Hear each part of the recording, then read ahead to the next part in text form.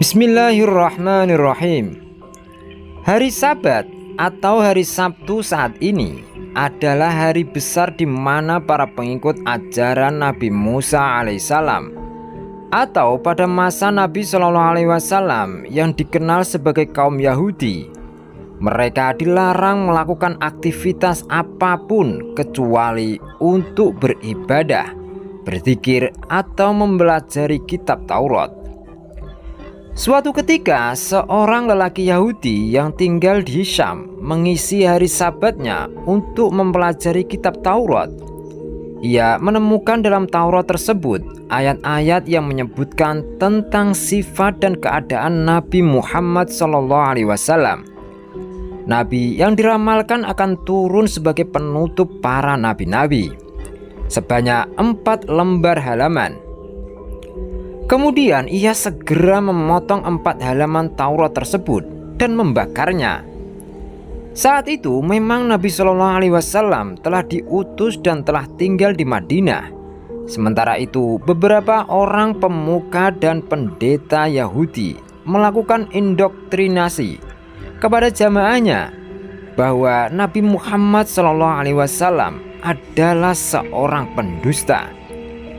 Jika ditemukan sifat dan cerita tentang dirinya dalam Taurat, mereka harus memotong dan membakarnya, karena itu merupakan ayat-ayat tambahan dalam Taurat yang tidak benar. Lelaki Yahudi dari Syam tersebut adalah salah satu anggota jamaah sekte ini.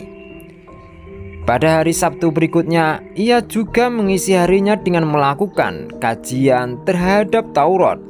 Dan ia menemukan 8 halaman yang menyebutkan tentang keadaan dan sifat-sifat Nabi Shallallahu Alaihi Wasallam seperti kejadian sebelumnya. Ia lalu memotong 8 halaman tersebut dan membakarnya. Pada hari Sabtu berikutnya lagi, ia masih melakukan kajian terhadap Taurat. Dan kali ini ia menemukan hal yang sama, bahkan ditambah dengan cerita tentang beberapa orang sahabat di sekitar beliau, dan ia menemukannya dalam 12 halaman. Kali ini ia tidak langsung memotongnya, tetapi ia berpikir dan berkata dalam hatinya, "Jika aku selalu memotong bagian seperti ini, bisa-bisa Taurat ini seluruhnya akan menyebutkan tentang sifat-sifat dan keadaan Muhammad." Tentunya kita tidak tahu pasti apakah memang kandungan Taurat seperti itu, atau memang Allah Subhanahu wa Ta'ala telah menggiring lelaki Yahudi ini kepada hidayahnya, sehingga setiap kali dipotong akan muncul secara ajaib atau mukjizat pada halaman lainnya lebih banyak dan lebih lengkap tentang keadaan Nabi Muhammad SAW. Tetapi 3 kali pengalaman kajiannya tersebut telah memunculkan rasa penasaran dan keingintahuannya yang sangat besar kepada Nabi Muhammad SAW. Bahkan dengan 3 kali kajiannya tersebut, seakan-akan sifat-sifat dan keadaan beliau telah lekat di kepalanya dan seperti mengenal beliau dengan sangat akrab. Ia lalu datang kepada kawan-kawan Yahudinya dan berkata, "Siapakah Muhammad ini?" "Ia seorang pembohong besar yang tinggal di Madinah," kata salah seorang temannya. "Lebih baik engkau tidak melihatnya, dan dia tidak perlu melihat engkau." Tetapi lelaki Yahudi yang telah melihat dengan ilmu yakin tentang keadaan Nabi Muhammad SAW ini tampaknya tidak mudah begitu saja dipengaruhi teman-temannya. Seakan ada kerinduan menggumpal kepada sosok Muhammad yang belum pernah dikenal dan ditemunya itu. Kerinduan yang memunculkan kegelisahan yang tidak akan bisa hilang kecuali bertemu langsung dengan sosok imajinasi dalam pikirannya tersebut. Ia lalu berkata dengan tegas, "Demi kebenaran Taurat Musa, janganlah kalian menghalangi aku untuk mengunjungi Muhammad." Dengan tekad yang begitu kuatnya, teman-temannya itu tak mampu lagi menghalangi langkahnya untuk bertemu dengan Nabi Shallallahu Alaihi Wasallam di Madinah. Lelaki Yahudi ini mempersiapkan kendaraan dan perbekalannya dan langsung memajunya mengarungi padang pasir tanpa menunda-nundanya lagi. Beberapa hari berjalan, siang dan malam terus saja berjalan, hingga akhirnya ia memasuki di kota Madinah. Orang pertama yang bertemu dengannya adalah sahabat Salman Al-Farisi, karena Salman berwajah tampan dan mirip gambaran yang diperolehnya dalam Taurat. Lalu ia berkata, "Apakah engkau Muhammad?" Salman tidak segera menjawab, bahkan segera saja ia menangis mendapat pertanyaan tersebut, sehingga membuat lelaki Yahudi ini terheran-heran. Lalu Salman berkata, "Saya adalah pesuruhnya."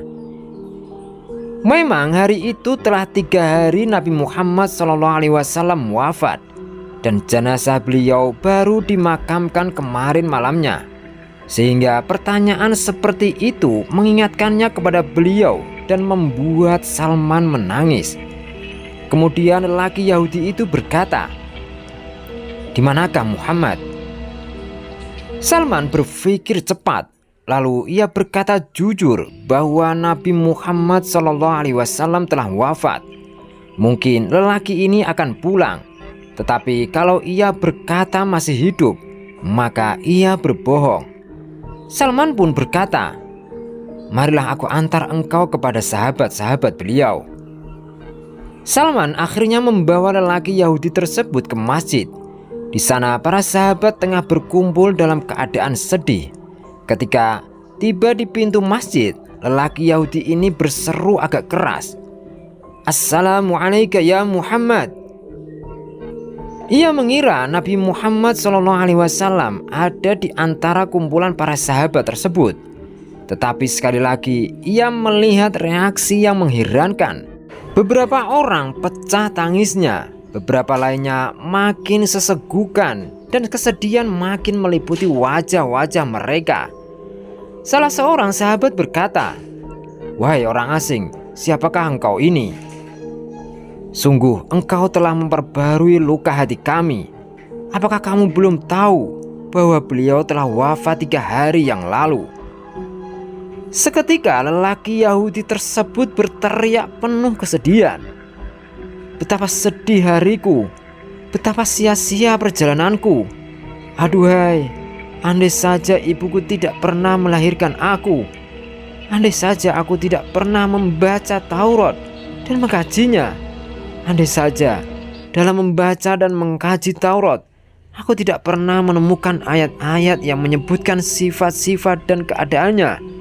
Andai saja aku bertemu dengannya setelah aku menemukan ayat-ayat Taurat tersebut, tentu tidak akan sesedih ini keadaanku."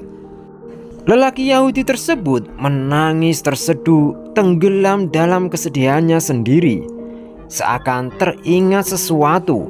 Tiba-tiba ia berkata, "Apakah Ali ada di sini, sehingga ia bisa menyebutkan sifat-sifatnya kepadaku?" "Ada," kata Ali bin Abi Thalib sambil mendekat kepada lelaki Yahudi tersebut. "Aku menemukan namamu dalam kitab Taurat bersama Muhammad. Tolong engkau ceritakan kepadaku ciri-ciri beliau." Lalu Ali bin Abi Thalib berkata, "Rasulullah SAW itu tidak tinggi dan tidak pendek. Kepalanya bulat, dahinya lebar, kedua matanya tajam, kedua alisnya tebal. Bila beliau tertawa, keluar cahaya dari sela-sela giginya.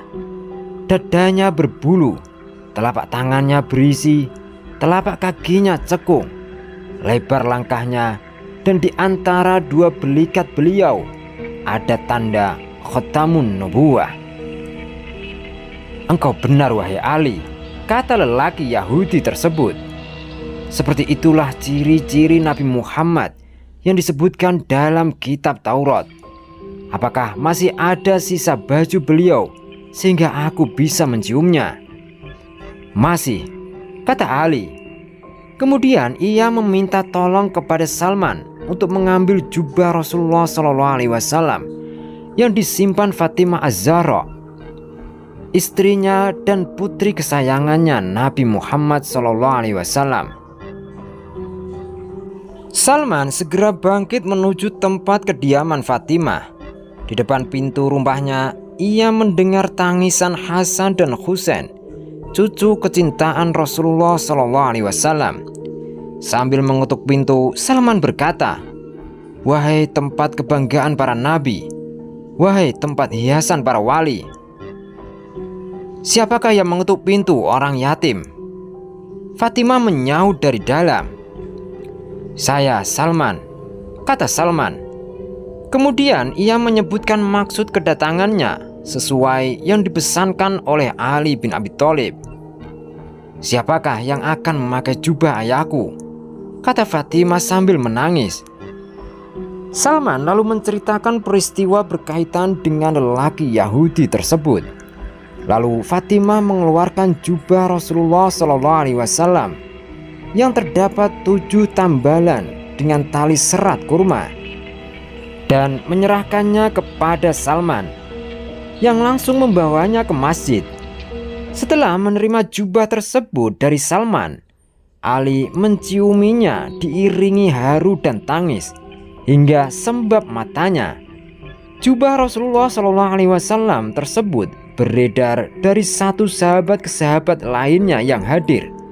Mereka menciuminya dan banyak yang menangis karena haru dan rindu kepada Nabi Muhammad SAW, dan terakhir jatuh ke tangan lelaki Yahudi tersebut. Lelaki Yahudi ini mencium dan mendekap erat jubah Nabi Muhammad SAW dan berkata, "Betapa harumnya jubah ini." Dengan tetap mendekap jubah tersebut, lelaki Yahudi ini mendekat ke makam Rasulullah SAW, kemudian menengadahkan kepalanya ke langit dan berkata, "Wahai Tuhanku, saya bersaksi bahwa Engkau adalah Zat yang Maha Esa, Tunggal, dan tempat bergantung atau As-Somad. Dan saya bersaksi bahwa orang yang berada di kubur ini adalah Rasul-Mu dan kekasih-Mu. Saya membenarkan segala apa yang Ia ajarkan. Wahai Allah, jika Engkau menerima keislamanku, maka cabutlah nyawaku sekarang juga." Tak lama kemudian, lelaki Yahudi tersebut terkulai jatuh dan meninggal dunia. Ali dan para sahabat lainnya ikut terharu dan sedih melihat keadaan si Yahudi tersebut. Mereka segera memandikan dan mengurus jenazah lelaki Yahudi itu yang telah menjadi muslim tersebut dan memakamnya di Baqi'. Lelaki Yahudi ini bukanlah termasuk sahabat Nabi SAW. Bahkan dalam keislamannya tersebut belum satu pun sholat atau kefarduan lain yang pernah ia lakukan.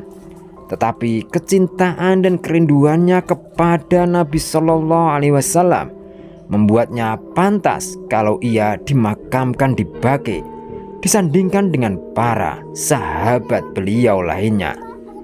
Wallahu a'lam bissawab. Semoga bermanfaat. Jangan lupa ya sahabat untuk berbagi like, share, dan subscribe. Terima kasih.